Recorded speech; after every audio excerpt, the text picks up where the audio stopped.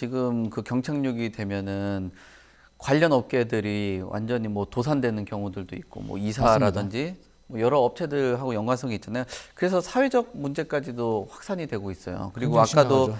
뭐 미분양에 대한 그 추이도 계속 올라가고 있는 상황인데 또 아까 정진욱 기자님께서 말씀하시는 상황에서 금리는 계속 미국 같은 경우 올릴 거다. 한번 내렸다가 좀 부작용들이 있었기 때문에 올릴 맞아요. 거다라고 하는데 우리나라의 이런 고금리 기조도 그래도 이런 경착륙이 우려가 되는 상황에서도 당분간 좀 올릴 수밖에 없다라고 보시나요?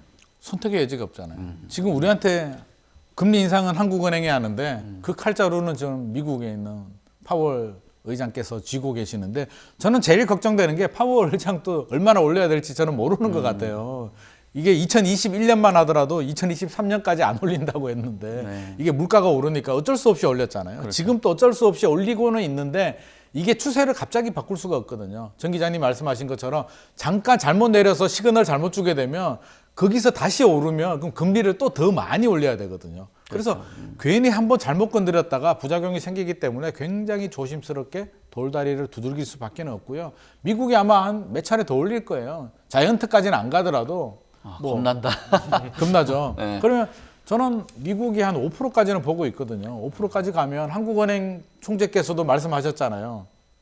3.5가 끝이 아니야. 3.5라고 내가 이야기한 건 최종 목표가 아니고 뭐 한마디로 그냥 해본 말이고 시장 상황에 따라서 달라질 수 있어라고 이야기를 하는데 저는 최대 4%까지는 보거든요. 4% 이상 넘어가면 또 모르겠습니다만 그러면 우리는 4%까지는 생각을 해야겠다. 그러면 베이비 스텝 0.25씩 한 3번 정도는 더 올릴 가능성이 있겠다 정도는 우리가 생각을 해야 되고요. 그럼 멈춰. 일단 다행인데 뭐 하반기에 멈출 것 같긴 한데요. 멈추면 바로 인하로 돌아서느냐.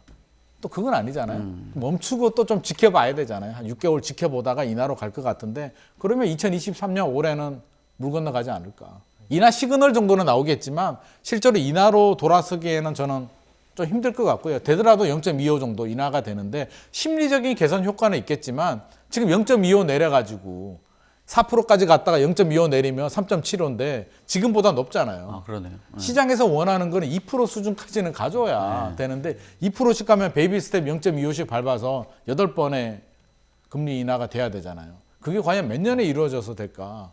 그렇게 생각하면은 우리가 체감하는 금리 인하 효과를 보려면 저는 한 5년은 돼야 2% 수준까지 그것도 내려가야 되니까 이게 단기간에 끝날 문제는 아니다. 주식시장 같은 경우는 반응 속도가 빠르잖아요. 선행지표고. 그러면 인하 시그널만 나와도 아마 뭐 상한가 치고 몇 번 반등할 수 있는데 부동산은 그렇지 않잖아요. 후행지표이기 때문에 실제로 금리가 인하가 돼야 되고요. 물론 인하 시그널이 나오고 고점 대비 30% 이상 떨어진 매물들은 실수요자들이 유입은 되겠지만 특징이 뭐냐면 지금도 그래요. 30% 이상 떨어진 매물은 사고 싶은데 거기서 좀 더 올라가서 반등을 해서 한 20% 수준까지 가면 여전히 안 사고 싶거든요. 그렇기 때문에 이게 V자 반등하기가 사실 만만하진 않다. 약간 반등을 하겠지만 그쪽 바닥은 찍겠죠. 바닥을 찍고 약간 반등을 하겠지만 우리가 사실 뭐 좀 바라는 건 조금 더 올라가서 V자로 좀 가면 좋겠는데 현실적으로는 조금 올라가다가 꺾이지 않을까 라는 게 좀 우려되는 부분이죠.